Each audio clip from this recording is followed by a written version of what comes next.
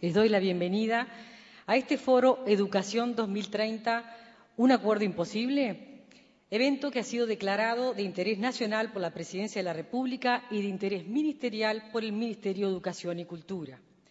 Estaba previsto que el señor Presidente de la República nos acompañara esta mañana en la apertura oficial, pero lamentablemente, por cuestiones de agenda, no ha podido asistir. Agradecemos por este medio la nota que fuera enviada por la Oficina de Ceremonial y Protocolo de la Presidencia de la República. Como ustedes ya saben, a lo largo del día se irán sucediendo las distintas exposiciones y tenemos previsto finalizar sobre las 17:30 horas. Les pido también, por respeto a los señores expositores y a todos los asistentes, que en lo posible apaguen sus teléfonos celulares. Ahora sí, voy a invitar a que suban al estrado a quienes darán apertura oficial a este evento. En primer lugar, en representación del Ministerio de Educación y Cultura, la viceministra de Educación, ingeniera María Simón. La señora presidenta de CIPES, maestra directora Alma Molina. Y los señores directores de CIPES, licenciado Rafael Ibarzábal y doctor Elvio Medina.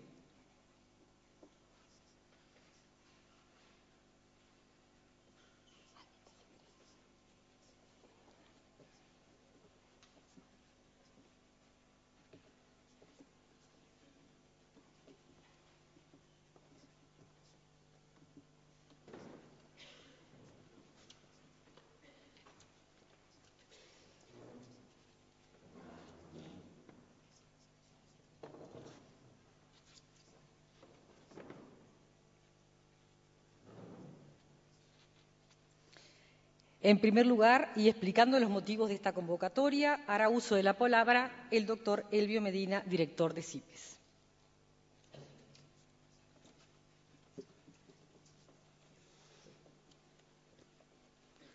Bueno, muy buenos días para todos.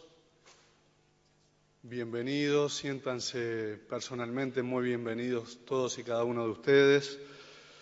Les agradecemos en primer lugar su presencia en este día difícil de asistir, ¿verdad?, para esta zona de Montevideo y con este tiempo. Y quisiera comenzar con unos breves agradecimientos, como nos decían recién. En primer lugar, agradecer a la Presidencia de la República por declarar de interés presidencial este evento, este foro. Del mismo modo al Ministerio de Educación y Cultura, el mismo agradecimiento, y es un gusto poderlo hacer personalmente en nombre y en la presencia de la señora subsecretaria. Un agradecimiento también muy especial a Antel, que nos abre sus puertas, nos abre su casa, y a todo su personal que está colaborando en este momento con nosotros. Al Banco Santander, que apoya al CIPES permanentemente y también en esta instancia, un agradecimiento fuerte. Y de manera particular a los oradores que nos acompañarán durante el día de hoy.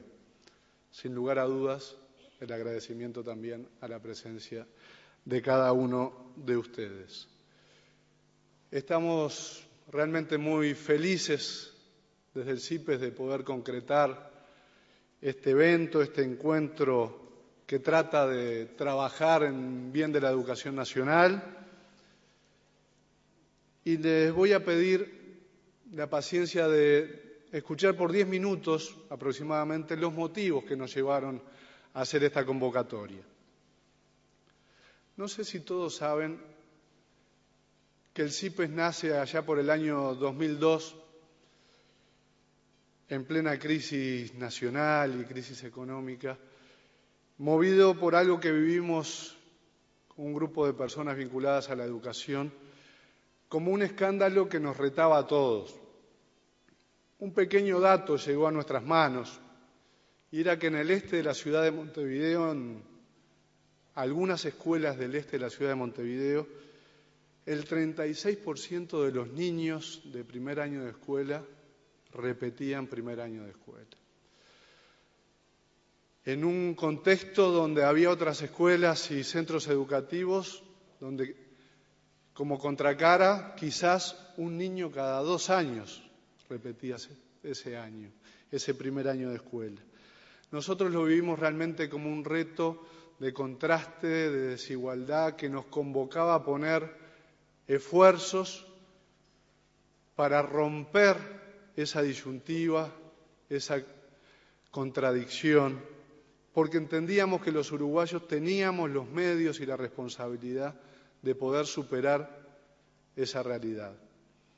Imagínense lo que significa para un chiquito de 6 años ya estar estigmatizado desde esa edad a repetir las consecuencias posibles también que tienen de abandono futuro, de atraso. Ese fue nuestro primer proyecto. Intentamos responder a eso y de ahí surgió un trabajo de campo, una investigación y una publicación que se llamó Brechas de Aprendizaje. Y con ese granito de arena y sobre todo con el esfuerzo de las autoridades, sabemos que hoy, por ejemplo, 7 u 8 años después, esos índices de repetición, gracias a Dios, han bajado. No todo lo que uno quisiera que descendieran, pero realmente se ha estado trabajando en mejorarlos. Desde ese momento el CIPES tomó la responsabilidad, el desafío de seguir colaborando con la educación nacional, desde la sociedad civil, como una organización no gubernamental, y fuimos desarrollando distintas actividades sociales, de capacitación de docentes, de salida al interior del país para colaborar con los centros de formación, con los institutos de enseñanza. También convencidos que en la reforma del sistema todo y en generar prácticas de mejor gestión en cada uno de los centros, generamos una publicación que quizás sea nuestro buque insignia, que es Punto Edu, una revista dedicada a tratar de transmitir las mejores prácticas y innovaciones educativas y de gestión. Y desde esta historia, hoy quisimos generar este foro para ayudar a aportar y a fortalecer la educación toda, sabiendo que hay muchas personas, instituciones volcadas desde ya a mejorar la educación, la enseñanza de nuestro país. Y nosotros quisimos hacer este aporte mirando hacia adelante, mirando hacia el futuro, tratando desde las raíces del presente construir futuro. Porque también sabemos que, como en todos los ámbitos, hay situaciones donde tampoco se le da, por algunos actores inmediatos, toda la importancia al tema, que están en otra cosa, que no se pone lamentablemente toda la carne en el asador, o cuando se pone y se logran buenos resultados en favor de los niños y los jóvenes de nuestro país, no se logra comunicar satisfactoriamente o lamentablemente no se puede comunicar satisfactoriamente. Hace poquísimos días, una de las autoridades de la enseñanza comentaba, estando yo presente, que ante el bombardeo de información que tenemos de que la educación secundaria está mal, hay problemas de deserción, de malos resultados, por ejemplo, del informe PISA, decía, en Uruguay, en Montevideo y en los distintos departamentos, tenemos centros con muy buenos resultados, pero no lo podemos comunicar, porque si lo comunicamos hay un corrimiento de todo el alumnado y todas las familias hacia ellos. O sea que todavía no están generados los mecanismos de generalizar los buenos resultados que en algunos lugares se logran. La aspiración de la educación uruguaya es que esos resultados no sean en algunos lugares puntuales, sino que sea para todos los niños y los jóvenes. Y creo que eso es un reto por el cual todos podemos, y sería lindo que nos ilusionara trabajar. Por eso estamos muy felices de poder estar aquí juntos, de poder responder. También nosotros se nos ocurrió organizar este foro para no dejar morir, para tratar de tomar el guante de aquellas palabras que todos escuchamos el 1 de marzo de este año, dicho por el presidente de la República en el Parlamento, que está aquí en el folleto que cada uno de nosotros tenemos en nuestras manos y que decía, permítame un pequeño subrayado, educación, educación, educación y otra vez educación. Los gobernantes deberíamos ser obligados todas las mañanas a llenar planas, como en la escuela, escribiendo 100 veces, debo ocuparme de la educación, porque allí se anticipa el rostro de la sociedad que vendrá. De la educación dependen buena parte de las potencialidades productivas de un país, pero también depende la futura aptitud de nuestra gente para la convivencia cotidiana. Y seguramente cualquiera de los aquí presentes podría seguir agregando argumentos sobre el carácter prioritario de la educación. Creo que todos nosotros podemos hacer nuestras estas palabras y nuestro deseo es que las palabras no se las lleve el viento, poder poner un granito de arena para acompañar ese impulso. ¿Y cómo quisimos hacerlo? Podríamos haber organizado un foro tratando de exponer nuestro punto de vista desde el CIPES, desde una pequeña organización de la sociedad civil como un aporte más. Y nos pareció que no, que lo que valía la pena en este momento para tratar de construir hacia adelante era poner la mesa, prestar el servicio de poner la mesa para que otros, distintos técnicos, actores de la educación, gente que está en la política, pudiera compartir y tratar de hacer aportes donde sí hubiera divergencias, pero que si también hay acuerdos, se pudieran explicitar. Donde sí hubiera derecho a la propuesta convencida, pero también hubiera posibilidad de escucha. De esta manera, tratamos de poner la mesa con la esperanza de generar actitudes que de aquí al futuro provoquen resultados en beneficios principalmente de aquellos que tienen los derechos generativos de la educación, que son los niños y los jóvenes. Porque en la educación están quienes tienen los derechos generativos y a partir de ahí les surgen responsabilidades, las responsabilidades de aprender. Y están quienes asumimos responsabilidades para que esos derechos sean posibles y como consecuencia tenemos derechos consecuenciales. Pero no es lo mismo el derecho del niño, que es un derecho generativo de responsabilidad para ellos y de derechos para otros, y de los adultos que nos acercamos a la educación desde las responsabilidades, y ahí sí generamos derechos, pero siempre subordinados a los derechos de los niños y los jóvenes. Soñamos, y por eso el título, para que el año 2030, que está aquí cerquita, son solo 20 años, si miramos para atrás en 20 años se nos han ido muchas cosas, han pasado muchas cosas rápidamente, algunas previsibles y otras no. Grandes como la caída del muro de Berlín, como la crisis del año 2012 en Uruguay, otras que se nos han metido en la vida cotidiana como es la generalización tecnológica, la presencia permanente de los medios de comunicación, la rotación en el poder de todos los grandes partidos políticos de nuestra nación. Y para adelante también, entonces, esperamos que sucedan muchas cosas en estos próximos 20 años. Y aunque sí esperamos que suceda, esperamos que no sea lo único para lo que se ponga esfuerzo desde hoy, que sea que organicemos un mundial en el 2030, ¿verdad? Esperamos que en el 2030 también tengamos energía para ponernos de acuerdo, para construir entre todos una educación mejor, más abarcativa y más equitativa. Por eso también la elección de los temas para este foro. En primer lugar, nos va a dirigir la palabra la subsecretaria del Ministerio de Educación y Cultura, la ingeniera María Simón, dándonos un panorama general de la educación de nuestro país.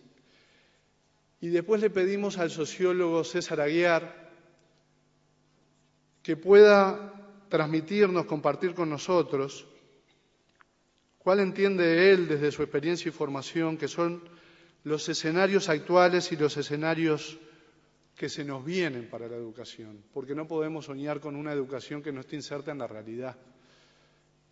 Y tener el punto de vista del contexto en el cual tenemos que movernos entendemos que es prioritario. Luego le hemos pedido a un panel de técnicos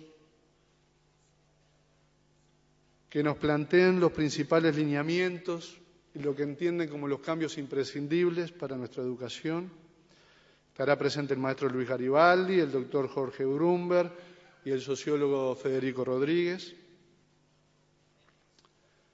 Y después por la tarde, afinando un poquito más, yendo a cosas más específicas y concretas, entendemos que algo muy importante de la educación se juega en qué docentes, en qué directores tienen nuestros centros y qué centros generamos entre los docentes y los directores. Para eso invitamos a una mesa de expertos donde estará presente la maestra Teresita Capurro, el padre Marcelo Fontona y el profesor Jorge Nández, que estaba invitado, y director del IPA, que lamentablemente se disculpó porque como el IPA estaba ocupado y probablemente hoy se lo entregaran, no puede estar con nosotros. Estará la profesora Laura Mota, que también podrá ilustrarnos y ayudar con nosotros a llevar adelante esta mesa. Y para el cierre tendremos la mesa Educación 2030, un acuerdo imposible, a cargo de los señores políticos, el senador Luis Alberto Lacalle, el senador Pedro Bordaberry, el doctor Pablo Mieres y la senadora Constanza Moreira. Y la pregunta, y con esto termino, de por qué un acuerdo imposible, por qué no dijimos Educación 2030, un acuerdo posible, generando una esperanza, o por qué dijimos, ¿será que cada uno está mirando para su lado y es imposible llegar a un acuerdo? ¿Por qué lo planteamos como una interrogante y una pregunta? Lo hicimos por lo siguiente, si me dejan les hago un pequeño relato, una pequeña anécdota, una pequeña parábola. Delante de un sabio, estos cuentos orientales, ¿verdad? Delante de un sabio oriental, un gurú, se acercó un muchacho bastante soberbio, con un pajarito en la mano. Y se dijo para sí este muchacho, voy a poner en un aprieto al gurú. Le voy a decir si el pájaro que tengo en la mano está vivo o está muerto. Si él me responde que está vivo, lo voy a apretar y le voy a mostrar que no, que estaba muerto.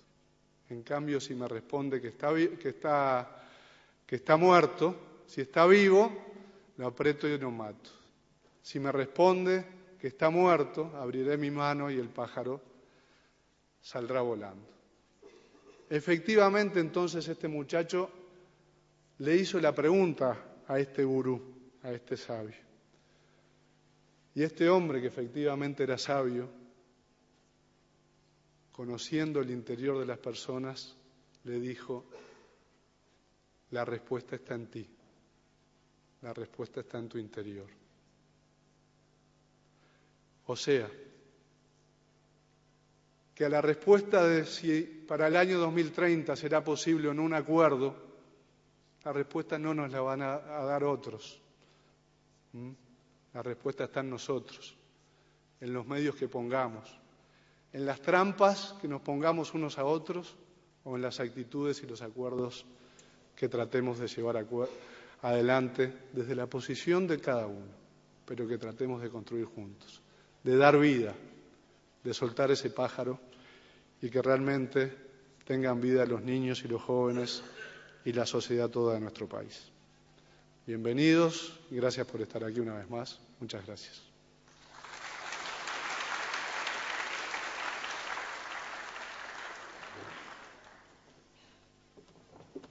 Gracias, doctor Medina. Y a continuación, hará uso de la palabra la ingeniera María Simón.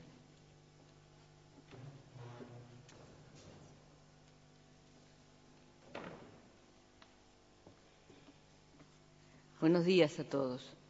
En nombre del doctor Ehrlich, que no pudo estar, ni en el mío propio, les transmito nuestros saludos y nuestra alegría, nuestro interés en este evento que se está llevando a cabo. Justamente expresa algo de lo que nos importa mucho, que es la relación entre la educación y la sociedad. Voy a volver sobre esto, pero es la manera de empezar. La educación tiene que ser un fenómeno social y la sociedad tiene que ser una sociedad de aprendizajes. Si no, nunca puede ser cierto. Nunca va a ser cierta nuestra aspiración de todos, nuestra común aspiración de educación para todos toda la vida. Una sociedad viva, una sociedad que progresa, es una sociedad en la que todos aprenden toda la vida. Normalmente todos estamos hablando más de aprender que de enseñar, o de educación que de enseñanza, porque en realidad lo que importa es lo que se aprende. Lo que importa es lo que queda, lo que se logra, y a eso es a lo que tenemos que dirigir nuestras baterías, todo nuestro empeño. Por eso hablo de sociedad de aprendizajes. La educación es un tema enormemente interesante. Yo diría que en cualquier sociedad es un tema altamente convocante. Por lo tanto, no es un tema de acuerdos fáciles. Pero eso es natural. Si un tema es interesante, si se siente como altísimamente importante para la sociedad, los acuerdos no van a ser fáciles, porque todo el mundo tiene mucho interés en ello, tiene visiones sobre ello, y esas visiones normalmente no van a coincidir porque somos personas distintas. Sin embargo, hay buenas señales y esta misma es una buena señal. Recién estábamos hablando con el director de Don Bosco, de quien hay hoy un aniversario importante, no me acuerdo cuántos años, que él decía, la educación empieza por una propuesta, que es vamos a hacer algo juntos. Ese es el principio de la educación. Aquí estamos convocados para hacer algo juntos. Pensar, pero para después hacer. No es pensar para producir solo un papel. Pensar para seguir caminando. Yo diría que hay buenas señales. Hay buenas señales, por ejemplo, del brutal interés del presidente, expresado en la frase justamente aquí citada en el programa, en la que todos hemos citado varias veces. Educación, educación y educación. Porque en ella reside el futuro. Y en ella, además, es que hay que hacer esfuerzos, proyectos, planes de largo plazo. Porque 2030, yo diría, es el plazo absolutamente razonable. Un cambio en la educación, la adquisición, por ejemplo, de un conocimiento nuevo, de una capacidad en un país, y hay que pensarla a 20 años plazo. Si uno hace las cuentas, se las haga como las haga. Por ejemplo, pensémoslo a nivel técnico, universitario, terciario o directamente productivo. Queremos hacer nanotecnología. Entonces tenemos que empezar por mandar gente a lugares donde esa ciencia, que pongo como mero ejemplo, se cultive. Que se doctore, que haga una formación, que vuelva, que desarrolle laboratorios, que desarrolle investigación autónoma, que después que ya desde ese momento tenga colaboradores, que después lo incorpore a las carreras que se dictan normalmente y que los profesionales tengan esa capacidad. Y el mínimo son 20 años. Si ustedes hacen las cuentas de esos ciclos y los van sumando, es lo que da.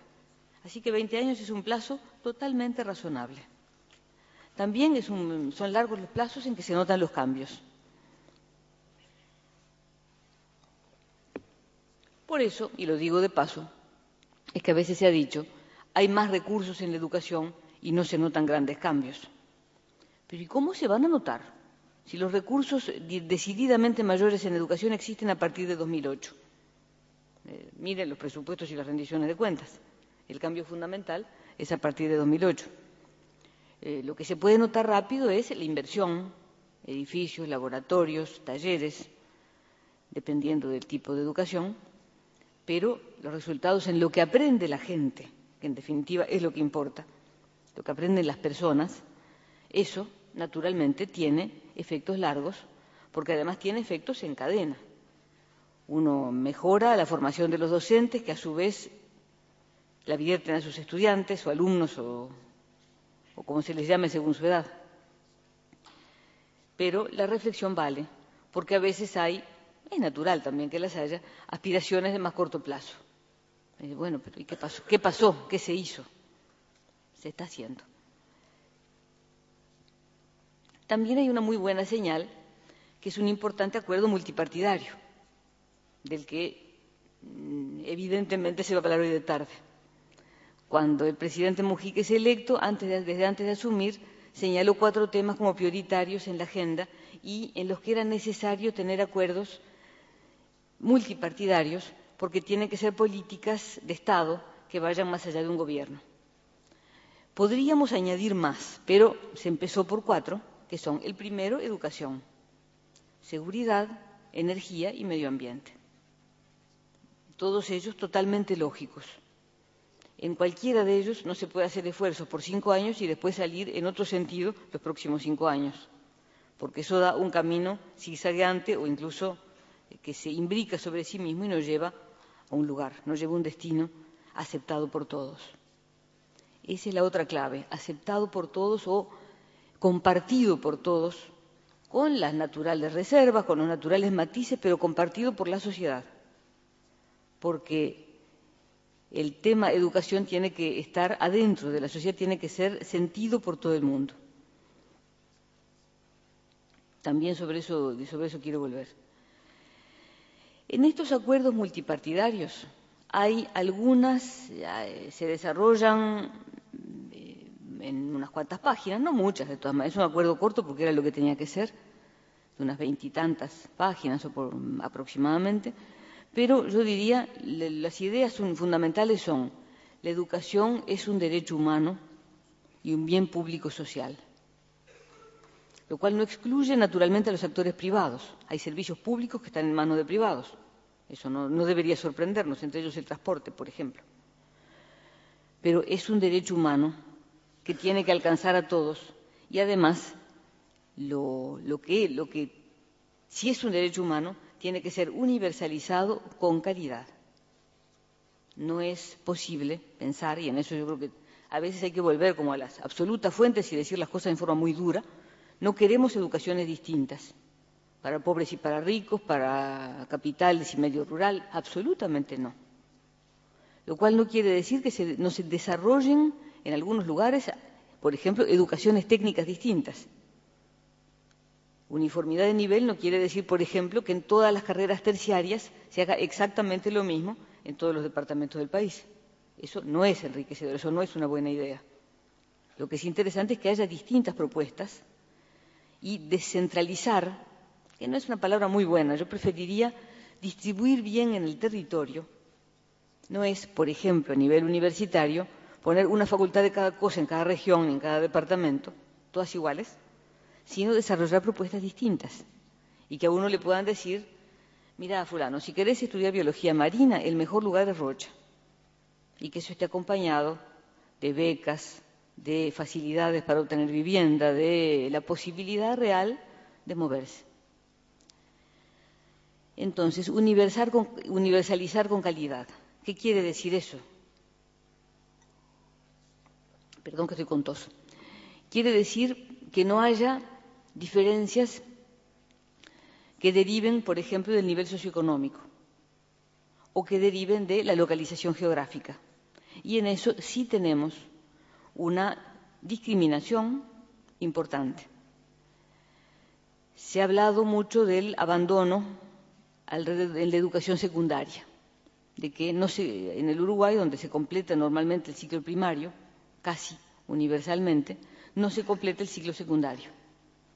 Y ahí los desvíos son muy fuertes y muy fuertemente correlacionados con variables como el nivel socioeconómico o como la localización geográfica. Por lo tanto, estamos ante una doble inequidad. Para dar números muy aproximados, a grosso modo seguramente se los van a exponer en mucho mayor detalle, del quintil socioeconómico más bajo, es decir, el 20% de población más pobre, solo algo menos de un 20% termina la educación media. En cambio, del más alto, aproximadamente un 80% termina la educación media, es decir, 20% más rico, por decirlo en forma bien simple. Tampoco terminan todos, lo cual quiere decir que, como casi todos los problemas realmente complejos, esto es multicausal. ¿Qué decimos cuando hablamos de universalizar? Perdonen que retome. En ese acuerdo al que me voy a referir, ¿qué elementos clave veo yo? O vemos, creo que vimos todos, porque por algo todo el mundo lo firmó.